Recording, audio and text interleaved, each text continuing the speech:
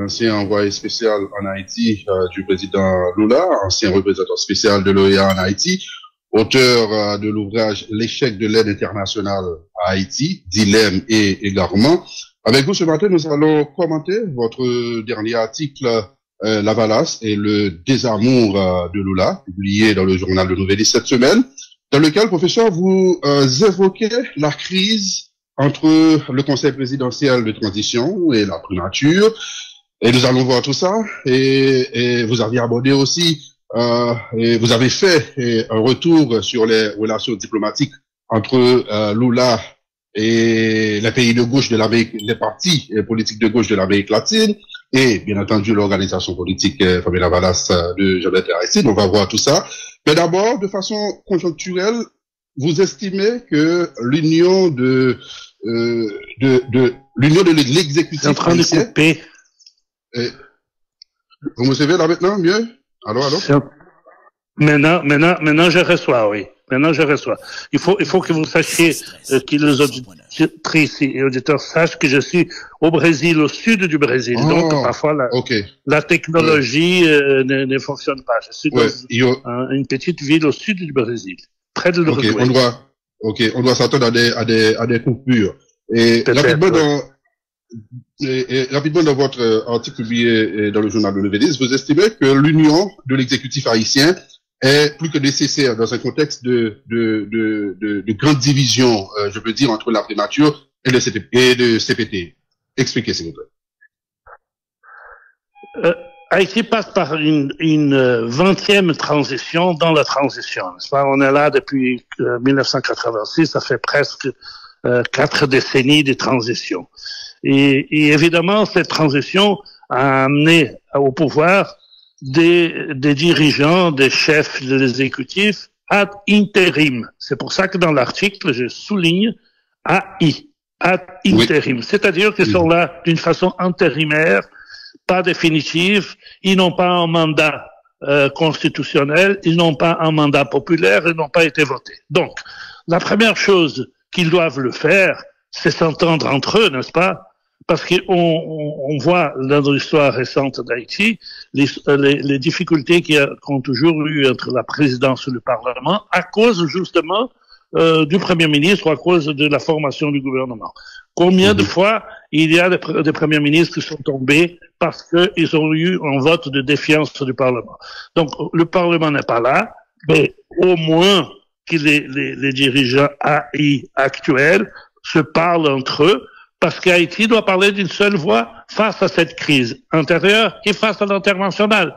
Parce que sinon, ça va continuer, l'international va tirer des ficelles, va avoir des dirigeants préférables, et la crise va se poursuivre. Sans une union nationale, et cela, tout le monde le répète, et je crois que plusieurs acteurs l'ont fait, même des internationaux, on sort pas de l'auberge, on sort pas de l'ornière. Cette crise va continuer si les dirigeants politiques haïtiens continuent à diriger le pays de la façon qu'ils font. Vous avez dit que la communauté internationale va avoir des préférences parmi les dirigeants haïtiens. Est-ce que c'est ce qui s'est passé avec le président du Brésil, Lula, lors de la rencontre en marge de la 79e Assemblée générale de l'ONU?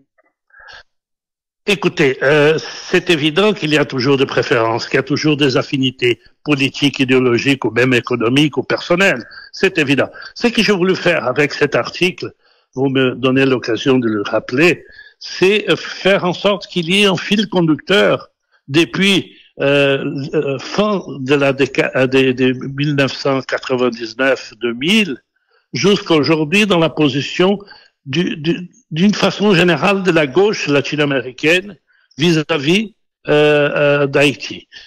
Quel est ce fil conducteur? Il y a une rupture au début des années 2000-2001. Il y a une rupture fracassante, étourdissante, mais que personne ne se rend compte. Pourquoi? Parce que lorsqu'il y a eu la Valace qui éclate entre les deux branches, Aristide et Pierre Charles, la gauche latino-américaine, d'une façon générale, a choisi Gérard Pierre Charles, a choisi OPL, n'est-ce pas? Et c'est pour ça tout le monde est très surpris, par exemple, que lorsque en 2004, après la chute du président Aristide, il y a des pays gouvernés par la gauche qui envoient des militaires, à commencer par le Brésil, mais également l'Argentine, l'Uruguay, envoient des militaires dans la MINUSTAH. Mais parce qu'ils ne se rendent pas compte, parce qu'ils ne lisent pas les recherches que j'ai faites dans ce livre que vous venez de mentionner, qu'il y a une suite logique dans cela. Donc je voulais faire le rapport, le lien logique qui existe au long d'un quart de siècle entre cette rupture avec l'ex-président Aristide et l'affaire anecdotique, n'est-ce pas, l'affaire de la mission brésilienne, que c'est pas le Brésil qui doit choisir ses interlocuteurs, mais on peut pas arriver en retard dans une réunion et forcer la porte, n'est-ce pas? Donc, il avait toutes les raisons pour le Brésil dire non à Monsieur Voltaire, mais il y a ces raisons historiques aussi que je voulais attirer l'attention du lecteur. Robertson, on va venir sur la conjoncture, sur l'épisode de la réunion, de la fameuse réunion de M. Lula da Silva avec le PM Kony, et à laquelle l'essai Voltaire n'a pas eu l'occasion d'y assister. Maintenant, tout à l'heure, Robinson vient d'évoquer votre ouvrage, L'échec de l'aide internationale. Moi, je l'ai lu, je crois que c'était en 2013, quand c'était apparu. Je crois avoir lu dans le chapitre qui a été consacré entre les relations entre Lavalas et Lula da Silva. Je crois avoir compris à l'époque que vous aviez dit que Lula da Silva a été induit en erreur par la gauche OPL, et c'est ce qui avait conduit Lula da Silva à prendre la tête de la mission multinationale en Haïti. C'était bien le cas? Je crois qu'il y a deux choses. D'abord, si Lula a été induit à l'erreur, moi je le pense. Pourquoi? Parce qu'il avait seulement une voix dans le forum de São Paulo où on discutait les affaires haïtiennes. C'était la voix de l'OPL. Donc, il y avait seulement une vision de la crise. Donc, les absents ont toujours tort. Et les absents étaient les gens de Lavalas et d'autres partis du centre-gauche ou de gauche haïtien. Seulement l'OPL qui se faisait entendre. Donc, il fallait, comme c'est le cas dans d'autres pays, le Brésil, l'Argentine, El Salvador, le Chili, avoir plus de représentation politique, plus de sensibilité politique idéologique au forum dans les discussions. Il n'y avait pas. Haïti, il avait seulement une perspective, c'est la perspective de l'OPL. Et quel était l'intérêt de l'OPL? Prendre le pouvoir. Sans passer par les élections, d'ailleurs. Et donc, c'est pour ça que je parle qui non seulement a été induit à l'erreur, mais induit à une vision partielle de la réalité haïtienne, n'est-ce pas? Et la gauche, l'autre gauche haïtienne, ou des partis progressistes ou des partis de centre-gauche n'étaient pas représentés dans ces discussions. Il y avait un document qui sortait et j'ai l'impression à plusieurs reprises, ces documents étaient rédigés par l'OPL, n'est-ce pas? Et il était approuvé comme tel. Donc il y avait non seulement une vision partielle, mais une responsabilité qui a conduit peu à peu à cet éloignement. Mais il y a le point essentiel du 17 décembre 2001, lorsqu'il y a ces manifestations contre l'opposition à Port-au-Prince et en Haïti d'une façon générale. Cela a représenté une coupure nette, définitive, entre la gauche latino-américaine et Lavalas, et surtout Lula et le parti de... Vous évoquiez comment la rupture s'était faite entre Lula da Silva et le parti Lavalas. Vous évoquiez notamment le congrès de décembre 2002. Maintenant, ce que je voulais savoir, est-ce que parce que l'essai Voltaire avait essayé de participer à une réunion avec Lula da Silva à l'époque. Edgar Leblanc-Fils, c'était le président du CPT. Edgar Leblanc-Fils est coordonnateur de l'OPL. L'essai Voltaire est représentant du parti Lavalas au sein du CPT. Est-ce que vous estimez que les rivalités entre la Valace et OPL et les deux principaux partis de gauche en Haïti, c'était poursuivi au niveau des Nations Unies par l'entremise de cette réunion avec Lula da Silva. Je crois qu'elles sont pas oubliées, les rivalités. Elles sont pas oubliées, elles sont pas tombées dans les oubliettes, font partie de l'histoire, font partie des rapports que les deux partis ont, que les deux mouvements, que les deux sensibilités politiques et idéologiques ont en Haïti, et ça en reflète sur le plan international. Ce qu'on a trouvé maintenant avec cette commission présidentielle transitoire, c'est arranger les choses pour mettre tous ensemble. Mais on voit très bien que c'est un arrangement qui n'est pas parfait. On voit très bien ce qui se passe à l'intérieur de CPT, avec des accusations qui fusent, avec 3 conseillers qui sont un peu ou même à l'écart, avec des changements de la façon de prendre des décisions. Donc tout cela était prévisible quand on réunit des sensibilités ou des volontés politiques si différentes. Ce qui est étrange, c'est qu'il y ait cette rivalité avec la primature. Parce que sans la primature, sans le Premier ministre, sans le gouvernement, le Conseil présidentiel transitoire ne peut rien faire, ou presque rien faire. Donc il faut à tout prix qu'ils s'entendent au bénéfice des intérêts supérieurs de la nation et de cette crise qui est, comme nous tous savons et que vous sentez tous les jours, est multidimensionnelle, mais surtout sécuritaire. Donc, je crois que l'histoire a un poids très important, Robertson. Je crois que l'histoire ne doit pas être oubliée, et c'est pour cela, il y a des relations personnelles qui découlent de cette histoire, et c'est pour cela que j'ai voulu écrire cet article de l'Élysée, j'ai remercié la publication, parce que c'est important que les lecteurs sachent exactement d'où on vient, comment sont nées ces crises. Oui. Est-ce que vous pensez que M. Voltaire était à la recherche d'une photo op et il était en mode représentation pour marquer une sorte de réconciliation entre la Valace et Lula da Silva en tentant de prendre part à cette réunion? Il faut le demander à lui, n'est-ce pas? Mais c'est pas la façon de le faire s'il pensait à ça. C'est pas en arrivant en retard à une réunion, il forçant une porte. Ça, on le fait pas. Même nous, quand on est invité chez quelqu'un, et c'était pas le cas. Qui était invité, c'est le Premier ministre, n'est-ce pas? Et son gouvernement, et pas la présidence. Donc, on n'arrive pas en retard et on force pas la porte. Donc, le Brésil a beau dire, voilà, c'est une question de protocole. Ça peut être une question de protocole, mais le protocole n'agit pas seul. Le protocole suit des ordres du contenu. Et les ordres du contenu nous seront donnés par la situation actuelle, mais également par l'histoire. Et c'est ça que j'ai voulu rappeler.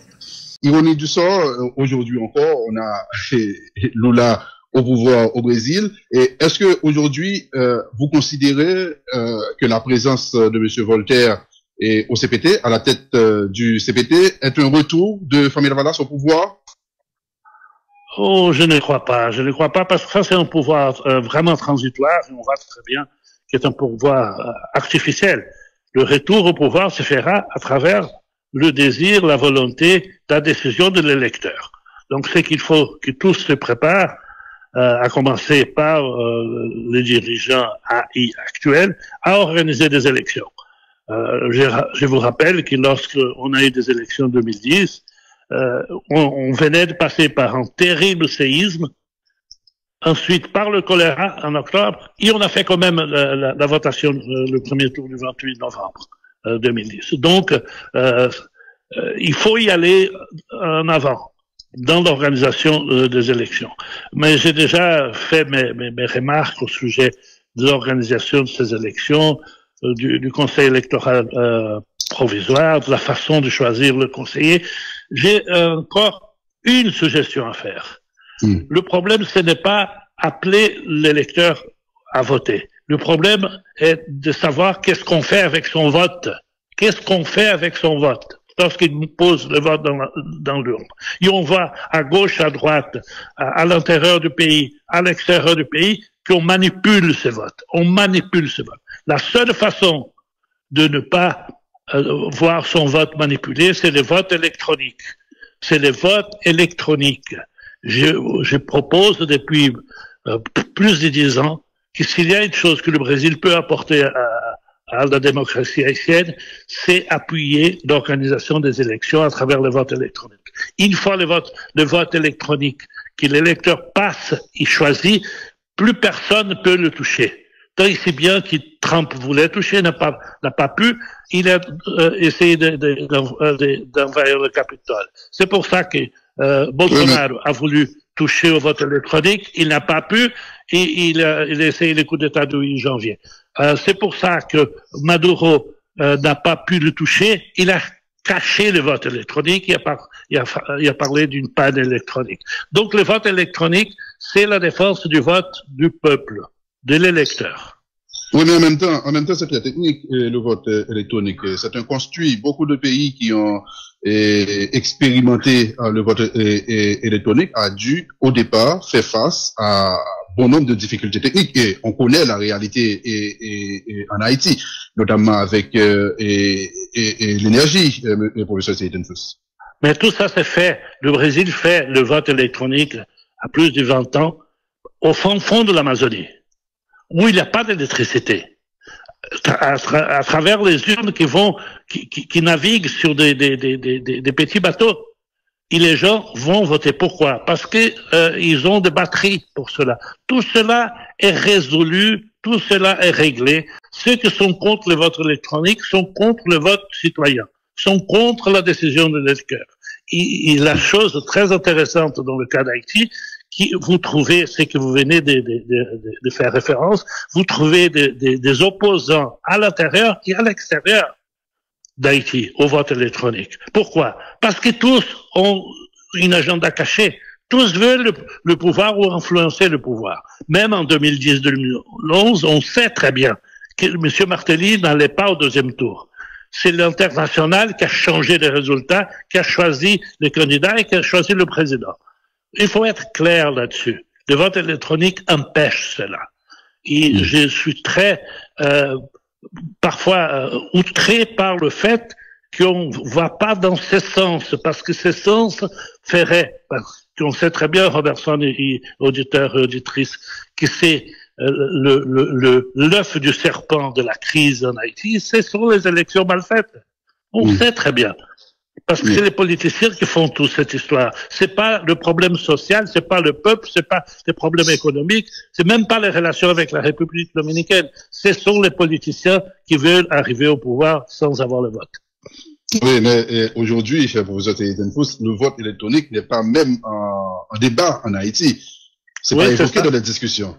C'est ça le plus triste. C'est ça le plus triste. Parce que tous ont une agenda cachée. Tous veulent faire en sorte que ces votes qui vont être déposés dans l'ordre soient manipulés. On sait très bien cela. Et ça, il faut que le peuple haïtien, il faut que les électeurs, il faut que les gens de bonne foi en Haïti le sachent d'une façon anticipée, parce qu'on sait très bien qu'à chaque fois qu'il y a des élections, en aval et en amont, il y a toujours des problèmes, et c'est là que le serpent dépose son œuf. Et aujourd'hui, avec la composition du Conseil présidentiel, 9 têtes issues de 9 secteurs différents avec, entre guillemets, des idéologies politiques différentes, ça va être un peu plus compliqué pour aller vers proposer la voie électronique pour les élections. Mais il faut qu'elle s'impose d'elle-même. Il faut que l'électeur soit celui le porte-parole du respect de sa volonté. C'est le seul moyen de respecter la volonté de l'électeur. En Haïti, on a vu ces 30 dernières années, c'est le vote électronique. Sans le vote électronique, il y aura la manipulation.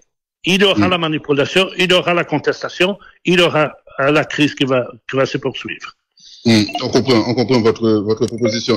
Mais par ailleurs, professeur Seyden Fous, les contentieux entre les partis de gauche de l'Amérique latine et la Valace n'ont jamais été totalement évacués. Est-ce que aujourd'hui, avec Voltaire à la tête du CPT, on va continuer avec cette politique d'isolement de la Valace? Je crois, oui. Je crois. Parce que ce qui se passe aujourd'hui, c'est une transition. C'est une transition. Je crois que l'ex-président Aristide n'a jamais pu avoir un dialogue objectif franc. Je lui ai conseillé, je l'ai revu une seule fois après avoir quitté l'OEA. Je l'ai vu une fois à Tabar, chez lui, et je lui ai dit qu'il fallait qu'il essaye de rompre l'isolement idéologique, politique international. Il l'a pas fait, il n'a pas pu le faire. Je crois qu'il y a une espèce de blocage et il y a un isolement de la Valence. Je ne crois pas que la présence de M. Voltaire au CPT va changer quoi que ce soit. Probablement, il aura des relations personnelles puisque c'est obligatoire, c'est officiel, n'est-ce pas? Mais il est difficile, c'est plus facile, on a vu, faire en sorte que la Valence participe à nouveau de la vie politique électorale haïtienne, de que faire en sorte que la Valence soit intégrée dans le système des rapports internationaux avec des partis congénères, n'est-ce pas? Par exemple, il n'y a aucune chance que la Valence soit invitée pour participer au Forum de São Paulo. D'autant maintenant que la gauche elle-même s'est divisée, n'est-ce pas? On a vu dans la réunion des Kazan il y a 2 jours comment Maduro a réagi au net brésilien qui intègre le BRICS. Lula a été accusé d'être une espèce de menteur de la CIA, d'être un ennemi infiltré, et que le Brésil, qui n'a pas donné son accord à l'entrée du Venezuela au BRICS, a commis une agression. C'est l'expression utilisée officiellement par le gouvernement vénézuélien vis-à-vis du gouvernement brésilien. C'est une gauche divisée et mais je vois pas non plus que cette gauche aux cubaine, aux vénézuélienne, aux nicaraguayenne se rapproche de la Valence. Donc le forum de Sao Paulo, professeur, n'est plus ce qu'il a été il y a environ 30 ans. Sans doute. Un bloc uni, entre guillemets, puissant, influent de la région. Sans doute, il n'est plus. L'Amérique latine passe par des divisions profondes. Il y a eu des expulsions des diplomates uruguayens, argentins, chiliens du Venezuela. Il y a eu la rupture, n'est pas déclarée, pour des raisons évidentes avec la Colombie et le Venezuela, avec le Mexique, le Venezuela, maintenant le Brésil et le Venezuela. Donc, il y a l'arrivée de la Russie en Amérique du Sud. Donc, on voit très bien que c'est une histoire qui va mal, ces forums du São Paulo. Mais quand même, c'est une enceinte, Robertson, c'est une enceinte de discussions et de prise de position vis-à-vis des questions internationales ou des intérêts communs. Et Haïti devrait être représenté par toutes ces forces progressistes. Et aujourd'hui, plus personne d'Haïti n'est représenté au Forum de São Paulo. Il n'y a aucun parti. C'est quand même environ 24 pays, plus de 58 partis politiques et mouvements sociaux. Et dans ce forum, est-ce un manque à gagner pour Haïti, son absence à ce forum? Je crois, parce que c'est là que se décide. Il y a plusieurs partis qui sont au pouvoir, cas du Brésil par exemple. Et il n'y a pas un divorce entre ceux qui se discutent dans le forum et les décisions gouvernementales, n'est-ce pas? Il faut qu'Haïti, ces partis politiques du centre-gauche soient représentés, des sensibilités différentes, et qu'il n'y aura pas une voix unique qui s'utilise de la situation d'être le seul solitaire représentant pour donner une vision tranquille, une vision parcellaire ou une vision partielle de la réalité haïtienne. On termine avec votre regard sur le déploiement de la force multinationale en Haïti. On voit que ça se fait pratiquement au ralenti, avec un déploiement, mais vraiment à minima. Votre regard, professeur? Écoutez, c'est le possible à être fait aujourd'hui, n'est-ce pas? Parce qu'il n'y a pas de conditions pour une nouvelle opération de paix en Haïti, une mission des Nations Unies. Cette mission qui est là, c'est une mission volontaire, c'est-à-dire les membres des Nations Unies peuvent le participer, mais ne sont pas obligés. Le budget, par exemple, c'est un budget volontaire. Jusqu'aujourd'hui, 98% de fonds de cette mission proviennent des États-Unis.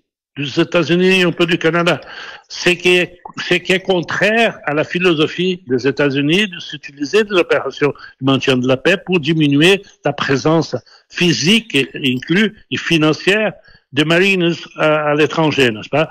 Donc, c'est une contradiction. C'est pour ça que les États-Unis poussent à avoir une mission en bonne et due forme. Et c'est pour ça également que la chef de la BINU est allée à Moscou l'autre jour. Parce que le problème, ce n'est pas qu'Haïti fasse la demande ou que les États-Unis le veulent.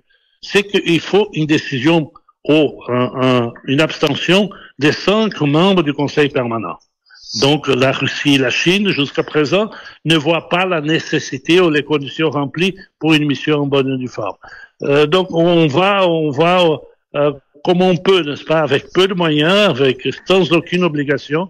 Et voilà, je crois qu'on va continuer comme ça. Et il n'y aura pas des opérations de maintien de la paix en bonne et due forme des Nations Unies, des citoyens en Haïti. Il faut qu'on trouve des solutions financières et l'appui, surtout l'Amérique latine, à cette mission actuelle. Oui, mais le problème aussi, professeur, c'est que sans une reconversion de cette mission, on va encore s'enliser dans cette situation de négligence de la mission. C'est le risque. C'est le risque si on n'a pas. Mais si on a l'opposition de la Chine et surtout de la Russie à une nouvelle opération de paix, il n'y a rien à faire, n'est-ce pas? On ne peut pas faire une opération de paix à la marge du Conseil de sécurité. L'OEA, par exemple, ne peut pas prendre cette décision. Donc, il faut au moins en laisser aller du Conseil de sécurité, c'est-à-dire une abstention. S'il y a un pays qui vote contre du membre permanent, la mission ne peut pas se faire. Donc il faut faire avec, il faut essayer de convaincre des pays latino-américains à y participer, mais il y a également de réticence étant donné les conditions dans lesquelles la MINUSTAH s'est faite. N'est-ce pas? La MINUSTAH a été relativement réussie jusqu'au tremblement de terre. Il y a une catastrophe après le tremblement de terre. Donc, avec tout ce qui s'est passé, avec le trucage des élections, avec le choléra, avec tout. Donc, les pays qui ont participé, par exemple le Brésil, regardent d'une façon très craintive une participation à une MINUSTAH 2. Bon, la réussite de la MINUSTAH, professeur, c'est très relative. Très relative.